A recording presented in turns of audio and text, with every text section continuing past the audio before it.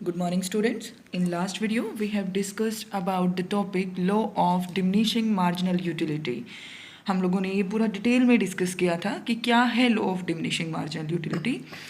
Law of marginal utility बहुत ही important concept है economics में कि जैसे जैसे हम एक कमोडिटी की यूनिट्स को कंज्यूम करते जाते हैं वैसे वैसे हमारी जो यूटिलिटी यानी कि जो सेटिस्फेक्शन हमें डिराइव्ड होती है वो क्या होती है, आपकी कम होती चली जाती है। ये हम लोगों ने डिस्कस किया था। Today we will discuss about the topic the concept of consumer equilibrium। हमारा जो चैप्टर है उस चैप्टर का जो नेम है वो चैप्टर का नेम क्या है, कंज्यूमर इक्विलिब्रियम यूटिलिटी एनालिसिस। मैंने आप लोगों को जब ये चैप्टर स्टार्ट करवाया था तो दोनों का मीनिंग भी बताया था कि यूटिलिटी क्या है और कंज्यूमर का क्या मतलब है और इक्विलिब्रियम का क्या मीनिंग है। हम लोग बहुत डिटेल में कर चुके हैं लेकिन फिर भी हम थोड़ा थोड़ा यहाँ पे डिस्कस करेंगे। Now, what is consumer? Who is consumer? Consumer is a person who consumes goods and services. And what is equilibrium? Equilibrium means state of balance. जब एक person एक balance एक ऐसी सिचुएशन जिसमें वो क्या करता है उसमें चेंज नहीं करना चाहता, that is equilibrium. So now what is consumer equilibrium? Consumer equilibrium means it refers to a situation wherein a consumer gets maximum satisfaction out of his given income। जब एक कंज्यूमर अपनी गिवन इनकम से maximum satisfaction earn करता है it is called consumer equilibrium.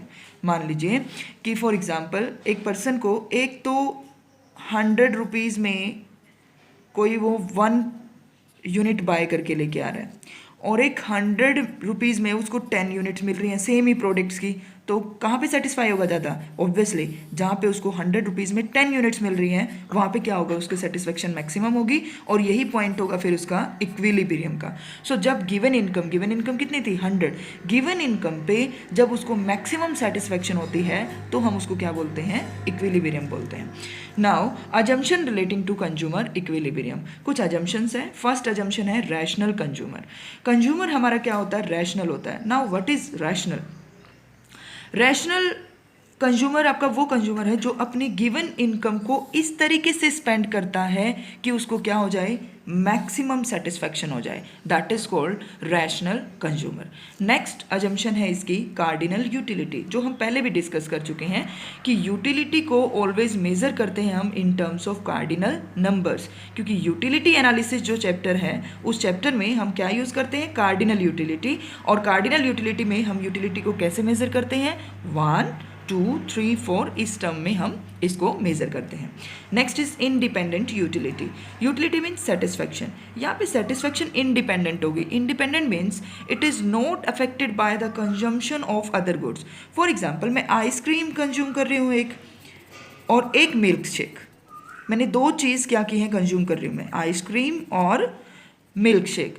अब ice cream से जो मुझे सेटिस्फेक्शन मिलेगी that is independent to milk shake. एक मैंने आइसक्रीम कंज्यूम की, एक मिल्क शेक, तो दोनों की जो यूटिलिटी है, दोनों से जो सेटिस्फेक्शन मिलेगी दैट इज इंडिपेंडेंट, दोनों की एक दूसरे के ऊपर डिपेंड नहीं है। इससे जो सेटिस्फेक्शन मिलेगी वो अलग होगी, इससे जो सेटिस्फेक्शन मिलेगी वो अलग होगी। Next is marginal utility of money is constant. Marginal utility of money को, मार्जिनल का मैं एम ले लेती हूँ, यूटिलिटी का यू और मनी का एम, तो हम इसको बोलेंगे एम यू एम। तो मार्जिनल यूटिलिटी ऑफ मनी क्या रहेगी, यहाँ पे कांस्टेंट रहेगी। अब मार्जिनल यूटिलिटी ऑफ मनी क्या है ये मैं आप लोगों को अभी बताती हूँ। नेक्स्ट इज, यहाँ पे हम लोग डिस्कस करेंगे क्योंकि लास्ट जो पॉइंट है वो यही है, यहाँ पे मैं आपको डिटेल में बताऊंगी कि मार्जिनल यूटिलिटी मनी है क्या। Next is marginal utility analysis and consumer equilibrium. अब मार्जिनल यूटिलिटी का हमने एनालिसिस करना। मार्जिनल यूटिलिटी क्या है, जब हम कोई एडिशनल कमोडिटी कंज्यूम करते हैं तो उससे कितनी हमें एक्स्ट्रा यूटिलिटी मिली है, दैट इज मार्जिनल यूटिलिटी। और उसके साथ हमने क्या डिस्कस करना है, consumer equilibrium. Now one question arises. अभी मैंने आपको बोला कि जब एक कंज्यूमर को क्या होगा, मैक्सिमम सेटिस्फेक्शन होगी अपनी गिवन इनकम से, तो क्या होगा, उसका इक्विलिब्रियम होगा। लेकिन यहाँ क्वेश्चन आता है कि ये तो मैंने एक एग्जांपल लिया कि उसने 10 यूनिट्स ली तो उसको इक्विलिब्रियम हुआ, लेकिन एक्चुअल में अगर मैं देखूं तो how much a commodity a consumer buy so that he maximise his satisfaction and attains the point of equilibrium. अब क्वेश्चन आता है कि कंज्यूमर कितनी क्वांटिटी एक कमोडिटी की बाय करे, सो दैट कि उसका क्या हो जाए, इक्विलिब्रियम हो जाए। सो इसके लिए हम दो केस करेंगे।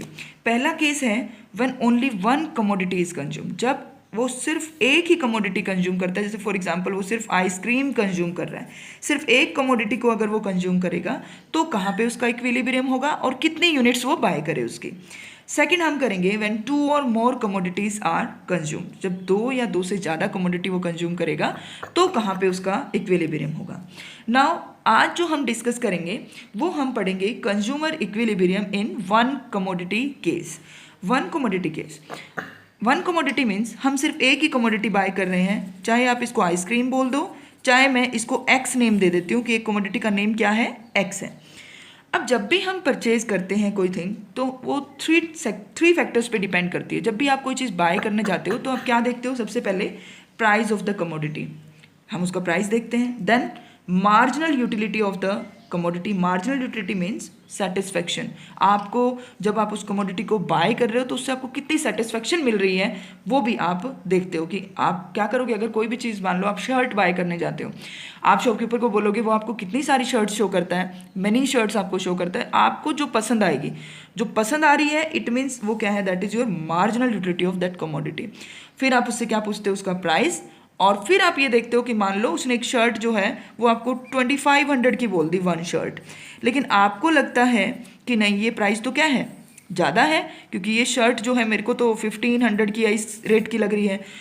तो ये जो चीज़ लगना कि 1500 की लग रही है, ये इसको हम बोलते हैं मार्जिनल यूटिलिटी ऑफ मनी।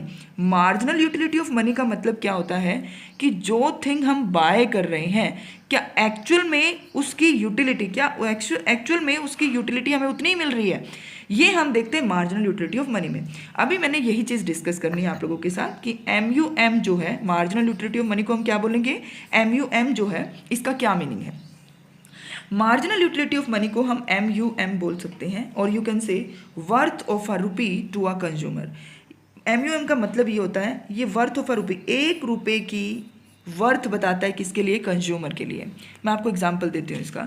मान लीजिए कि मैं सिर्फ एक एग्जांपल ले रही हूँ ये। For example if 1 rupee can buy, एक रुपये से मान लीजिए कि कंज्यूमर जो है वो बाय करता है 100 ग्राम शुगर, 500 ग्राम राइस, 500 ग्राम सॉल्ट, ये तीन चीज़ मान लो, और ये तीन चीज़ जब वो इकट्ठी ले रहा है तो हम उसको नाम देंगे एक स्टैंडर्ड बास्केट। क्या बोल देंगे इसको, स्टैंडर्ड बास्केट, हम इसको नेम दे देंगे कि एक रुपये में वो तीन चीज़ें बाय कर रहा है। ओके, तो स्टैंडर्ड बास्केट ये है। अब क्वेश्चन आता है कि ये जो स्टैंडर्ड बास्केट है, इससे क्या हुआ, जब 100 ग्राम उसने जब शुगर ली तो उससे उसको यूटिल्स मिले 1 यूटिल्स, जब उसने ये ली तो उससे 1 यूटिल्स मिले, और 500 ग्राम राइस जब उसने लिया तो उससे उसको 2 यूटिल्स मिले, और उसके बाद जब उसने सॉल्ट लिया तो उससे उसको 1 यूटिल्स मिले, यानी कि टोटल इसको कितने यूटिल्स मिल गए, 4 यूटिल्स। यानी कि 1 रुपी जब उसने स्पेंड किया था तो उससे इसको कितने यूटिल्स मिले, 4 यूटिल्स मिले। सो जो टोटल यूटिलिटी उसको मिली है इन सबको कंज्यूम करने से, वो कितनी हुई, total 4 utils. It is called your MUM, marginal utility of money. यानी कि एक रुपये को स्पेंड करने से जो भी उसको यूटिलिटी मिली है, that is called marginal utility of money. Money के टर्म में जब हम मेज़र करते हैं कि कितनी यूटिल मिली है, उसको हम बोलेंगे मार्जिनल यूटिलिटी ऑफ मनी। तो इसको हम क्या बोल सकते हैं, 4 यूटिल्स को वर्थ ऑफ अ रुपी, क्योंकि हमने 1 रुपया, 1 रुपी हमने स्पेंड करके हमने ये 4 यूटिल्स अर्न की हैं, तो ये क्या बताता है आपको, वर्थ ऑफ अ रुपी। एक और चीज़ आपने ध्यान से याद रखनी है कि MUM ऑलवेज आपका कॉन्स्टेंट रहेगा। MUM चाहे आप 1 यूनिट लो, चाहे आप 2 यूनिट लो, MUM आपका जो है वो ऑलवेज आपने क्या मानना है, कॉन्स्टेंट ही यहाँ पे मानना है। So that's all for today. In next video, we will discuss the tabular and graphic presentation of this topic. Thank you students. Assignment इस topic से related upload कर दी गई है, डाउनलोड करके इकोनॉमिक्स की नोटबुक में करें।